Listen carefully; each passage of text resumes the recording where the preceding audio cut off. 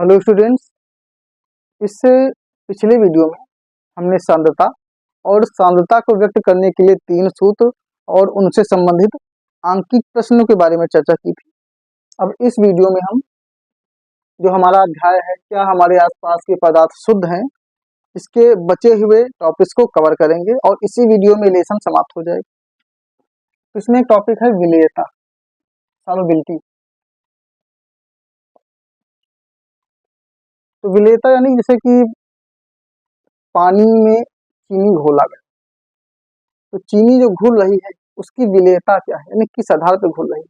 तो ऐसे कह सकते हैं कि 100 ग्राम विलायक में घुलने वाले विलेय की मात्रा को ही उसकी विलेयता कहते हैं। यानी कि 100 ग्राम जैसे जल है, उसमें चीनी कितना घुल रही है वो उसकी विलेयता, उसकी घुलने की क्षमता, वही होती है विलेयता। सीधी सी बात, घुलने की क्षमता। तो 100 ग्राम विलायक में किसी विलेय के घुलने की मात्रा को उसकी विलेयता कहते हैं, यानी कितना वो घुल रही है। बाकी विलेयता को बहुत सारे कारक प्रभावित भी करते हैं, जैसे कि ताप एक प्रभावित कर देता है, सांद्रता प्रभावित करती है। तो विलेयता एक छोटा टॉपिक है। अब इसमें जो सबसे महत्वपूर्ण टॉपिक है वो है पदार्थों का पृथक्करण। तो उनके बारे में बात करते हैं कि पदार्थों को पृथक कैसे करते हैं। पदार्थों का पृथक्करण,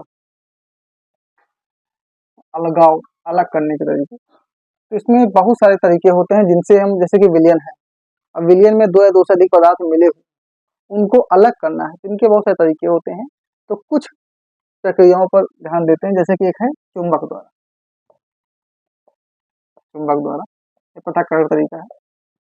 जैसे कोई पदार्थ, वो पदार्थ एकदम से चूरा टाइप बना हुआ मिक्स, अब उसमें लोहे के कण भी हैं और अन्य कण भी। जैसे मान लीजिए चूरा है, अब इसमें कुछ कण लोहे के हैं और कुछ अन्य कण हैं। तो जब चुंबक का हम यूज करेंगे तो चुंबक के यूज से जो लोहे के कण होंगे वो चुंबक में चिपक जाएंगे और बाकी जो दूसरे पदार्थ के कण हैं वो रह जाएंगे। इस प्रकार से ये अलग हो जाएंगे। तो ये हो गया चुंबक के द्वारा पदार्थों का पृथक्करण, एक तरीका ये हो गया। फिर अगली तरीके की बात करते हैं। एक तरीका है ऊर्ध्वपातन। रसायन विज्ञान के पहले अध्याय में पढ़ चुके हैं कि ऊर्ध्वपातन वह प्रक्रिया है जिसमें ठोस से डायरेक्ट गैस बनता है, इसमें द्रव नहीं बनता। तो जैसे ऊर्ध्वपातन, जैसे कपूर, नौसादर, ये सब ऊर्ध्वपातित पदार्थ है। मान लीजिए कपूर या फिर नौसादर है, हाँ नौसादर ले लेते हैं, जैसे अमोनियम क्लोराइड NH4 अब इसके साथ में हम नमक मिला देते हैं, NaCl।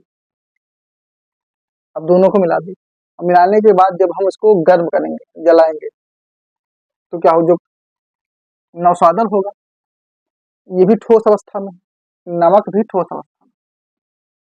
तो इनमें जब क्रिया करवाएंगे तो ऊर्ध्वपातन के कारण जो नौसादर है वो डायरेक्टली बन जाएगा गैस, यानी गैस बन के, जैसे मान लीजिए एक कीप है, अब इसी में रखा गया, तो गर्म किया गया, तो नौसादर तो उड़ के गैस बन गया, आगे जाकर चिपक जाएगा और नमक नीचे का नीचे रह जाएगा।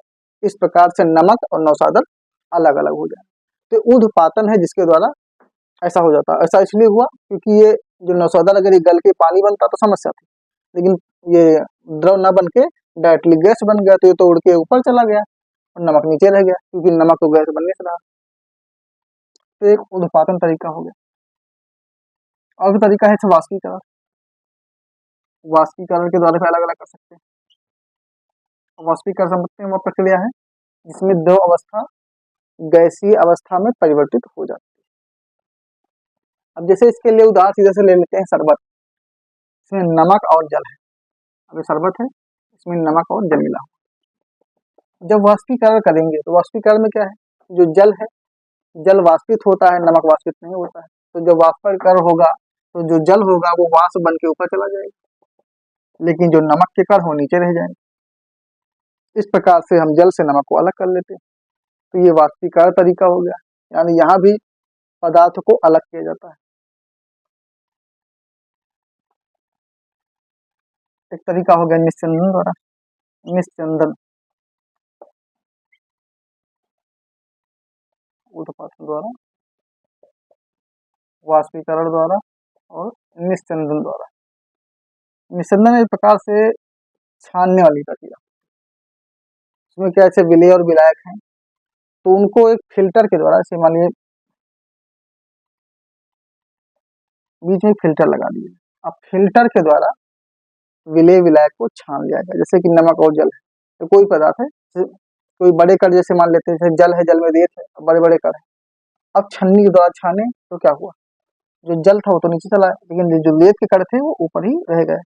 तो ये हो गया निस्यंदन, जहाँ पे तो सीधी तरीका है, जहाँ पे छान कर विलेय और विलायक को अलग कर लेते हैं, तो ये छानने का तरीका हो गया।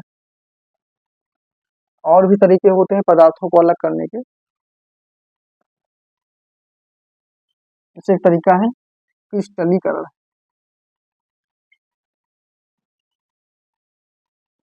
क्रिस्टलीकरण में मान लीजिए दो पदार्थ आपस में मिले हुए, वो ठोस अवस्था में है, तो उनको गर्म करते हैं पहले। अब गर्म करने के बाद उनके जो पार्ट्स होते हैं टूट के बिखर अलग अलग हो जाते हैं, और फिर उसको बाद उनको फिर ठंडा कर लेते हैं, तो इस प्रकार से उनके कणों को अलग कर लेते हैं। क्रिस्टलीकरण वह प्रक्रिया है जिसमें मिश्रित पदार्थों को गर्म किया जाता है। अब गर्म करने से उनके कण अलग अलग हो जाते हैं, उसके बाद फिर उनको ठंडा कर लेते हैं, और ठंडा करने से उनके जो कण होते हैं वो क्रिस्टल के रूप में प्राप्त हो जाते हैं, तो क्रिस्टलीकरण प्रक्रिया हो गई। फिर और भी प्रक्रिया है इनके अलावा, इसमें एक प्रक्रिया होती है आसवन। क्रिस्टलीकरण द्वारा, आसवन द्वारा। अब आसवन प्रक्रिया क्या है, ये आसवन का यूज तब करते हैं जैसे कि दो पदार्थ मिले हुए, ये दो विलयन मिले हुए, तो इस खासतौर पर विलयन के लिए होता है। अब दो विलयन है, अब उनके विलयनों में जो क्वथनांक उनका होता है, उनके क्वथनांक के बीच में 25 डिग्री सेल्सियस से अधिक का अंतर होना चाहिए।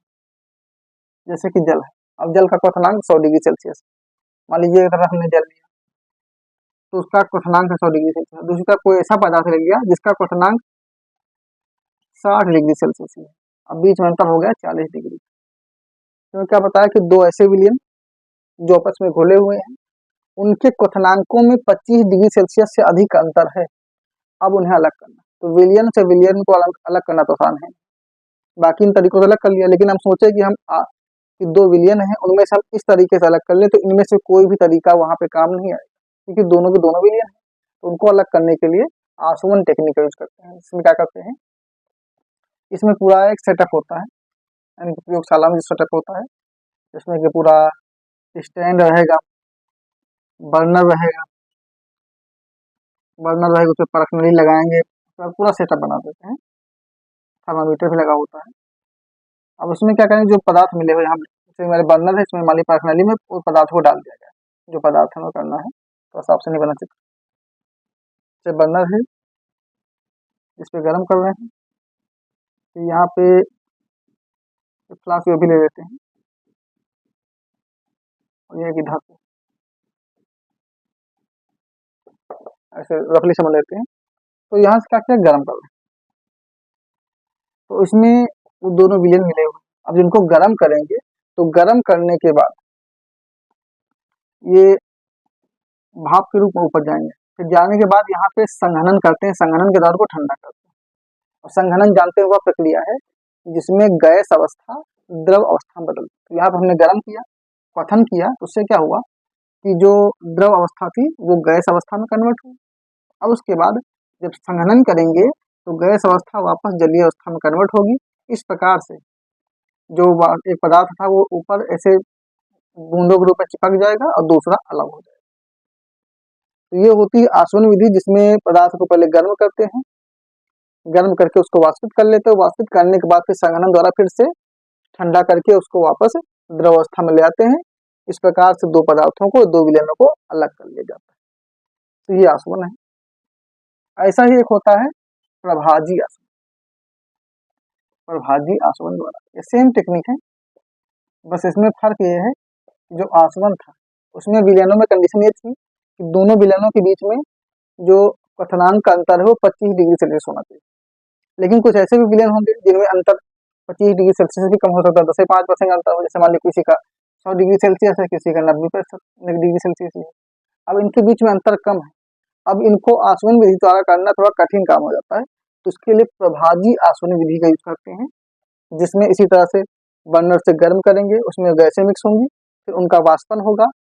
वाष्पन होने के बाद फिर संघनन करेंगे, तो इस प्रकार से जो कम क्वथनांक के अंतर वाली विलयन है वो अलग हो जाते हैं। तो दोनों इसी प्रकार के हैं। एक तरीका और भी है जिसे कहते हैं अपकेंद्रीकरण। जैसे कि मथनी होती है जिससे दूध से दही निकाला जाता है, उसमें क्या होता है कि ऐसे मथनी होती है जिसको हिलाने पर दूध दही अलग हो जाता है। सेम वैसा ही कुछ टेक्निक होती है अपकेंद्रीकरण। इसमें क्या होता है, इसे विलयन है, अब इसमें दो तरह के पदार्थ मिले, फिर इसमें अपकेंद्रीकरण करेंगे, उससे क्या होगा कि जब अपकेंद्रीकरण होगा तो कुछ कण जो इसके आसपास आ जाएंगे, कुछ दूर, यानी अपकेंद्रीकरण केंद्र की ओर आना। तो जिन कणों को हमें अलग करना है वो कण केंद्र की ओर आकर्षित होंगे और बाकी प्रतिकर्षित होकर दूर हो जाता है। ऐसा ऐसे ही होता है मथनी में। क्या होता है, मथनी जब डालते हैं तो जो घी का पार्ट होता है, जो मक्खन होता है, वो मथनी पे लग जाता है और बाकी चीजें अलग हो जाती हैं छाछ। वैसे ही अपकेंद्रीकरण वह तकनीक है जिसके द्वारा जब विलयन को अलग करना होता है तो जो जिस पदार्थ को हमें अलग करना होता है वो केंद्र की ओर भागता है और बाकी केंद्र से दूर हो जाते हैं। इस प्रकार से पदार्थ अलग हो जाते हैं। तो ये कुछ टेक्निक की हमने बात की जिससे हम पदार्थों को, यानी मिले हुए पदार्थों को, मिश्रण जो होते हैं उनको अलग कर सकते हैं। चुंबक द्वारा बताया कैसे कर सकते हैं, चुंबक के यूज से, फिर ऊर्ध्वपातन द्वारा, वाष्पीकरण द्वारा, निस्यंदन द्वारा, क्रिस्टलीकरण द्वारा, आसवन द्वारा, प्रभाजी आसवन द्वारा, अपकेंद्रीकरण द्वारा। इनको एक प्रकार 60 से बताते हैं। चुंबक द्वारा हम क्या बताए थे, इसमें चुंबक में लोहे के कण और अन्य कोई कण है तो उनमें से लोहे को अलग कर सकते हैं चुंबक को दिखाकर। ऊर्ध्वपातन द्वारा, इसमें गर्म करने पर जो गैर वाष्पित पदार्थ है वो तो अलग हो जाता है, जो वाष्पित पदार्थ है वो डायरेक्टली गैस बन जाता है।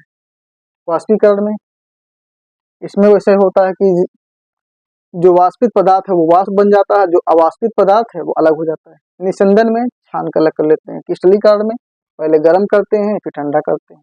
आसवन में वैसे सिस्टम, पहले वाष्पित करते हैं फिर संघनित करते हैं।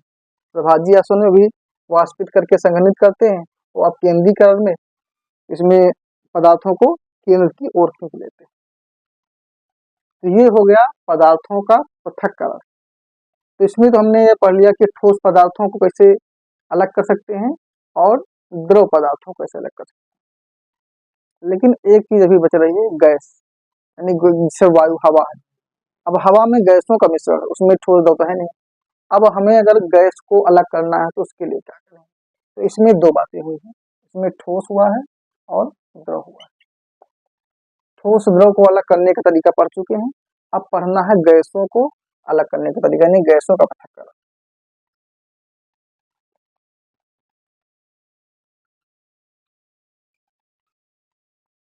अब गैस का पृथक्करण पढ़ना है। अब गैस में हमें पढ़ना है वायु, वायु का पृथक्करण।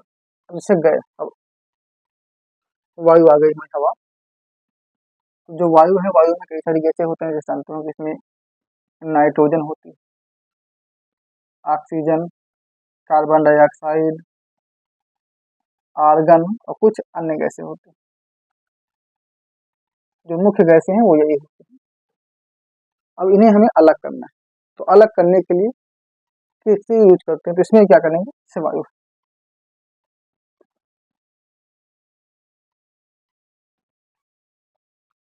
तो वायु को हम पहले ठंडा करेंगे, तो ठंडा करेंगे और साथ में संपीड़ित करेंगे, उसको दबाएंगे। दो कार्य करते हैं, काफी हद तक ठंडा करेंगे, संपीड़ित करेंगे। और ये जो ठंडा करते हैं इसको हम लगभग करेंगे माइनस में 250 डिग्री सेल्सियस तक। अब वायु -250 डिग्री सेल्सियस तक ठंडी हो गई, यानी कि बहुत हद तक ही ठंडी हो गई और संपीड़ित हो गई, इसको कंप्रेस्ड कर दिया गया है। अब इसके बाद ठंडा तो हो गया, अब इसको गर्म करना है। अब वायु को धीरे धीरे गर्म करें, तो जब गर्म करेंगे तो टेम्परेचर बढ़ेगा, जानते हैं, मैथ पढ़े होंगे, यहाँ पे माइनस है, इसलिए जब गर्म करेंगे तो ये उल्टा बढ़ेगा, क्योंकि माइनस में उल्टा सिस्टम होता है। अब जब गर्म करते जानेंगे, गर्म करना है, और गर्म करने पर जब ये लगभग -196 डिग्री सेल्सियस तक गर्म हो जाता है, ये बढ़ रहा है, घट नहीं रहा। रीजन क्या है, यहाँ पे माइनस में, इसलिए माइनस में जितना कम अंक होता है वो उतना अधिक होता है। तो -196 डिग्री सेल्सियस पर हमको नाइट्रोजन गैस प्राप्त हो जाती है। इसको हम अलग कर लेंगे, यानी उसी वायु से नाइट्रोजन गैस -196 डिग्री सेल्सियस पर अलग हो गई। अब इसको थोड़ा और गर्म करें, अब और गर्म कर रहे हैं तो लगभग -186 डिग्री सेल्सियस पर आर्गन अलग हो गई, आर्गन गैस अलग हो गई। फिर इसको गर्म करेंगे तो -183 डिग्री सेल्सियस पर ऑक्सीजन गैस अलग हो गई।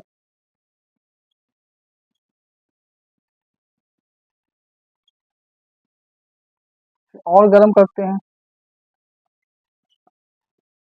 तो -57 डिग्री सेल्सियस पर कार्बन डाई ऑक्साइड गैस अलग हो गई। तो इस प्रकार से ठंडा करके गर्म करने पर गैसें अलग अलग हो जाती है। अब देखो, हवा थी, हवा से क्या हुई, नाइट्रोजन अलग हो गई, आर्गन अलग हो गई, ऑक्सीजन अलग हो गई, कार्बन डाई ऑक्साइड अलग। तो इस प्रकार से इस वीडियो में हमने ठोस द्रव गैस, इनके मिश्रण को, इनके विलयनों को अलग करने का तरीका पढ़ा। बाकी विलेयता के बारे में पढ़ा, विलेयता जान गए क्या होती है, कि किसी पदार्थ में जो विलेय होता है वो कितना घुलता है, वही उसकी विलेयता होती है। तो इस प्रकार से अब ये लेसन हमारे आसपास के पदार्थ जो शुद्ध हैं ये खत्म हो चुका है। अब हम अगले वीडियो में परमाणु एवं अणु के बारे में पढ़ेंगे, जो कि तीसरा अध्याय है।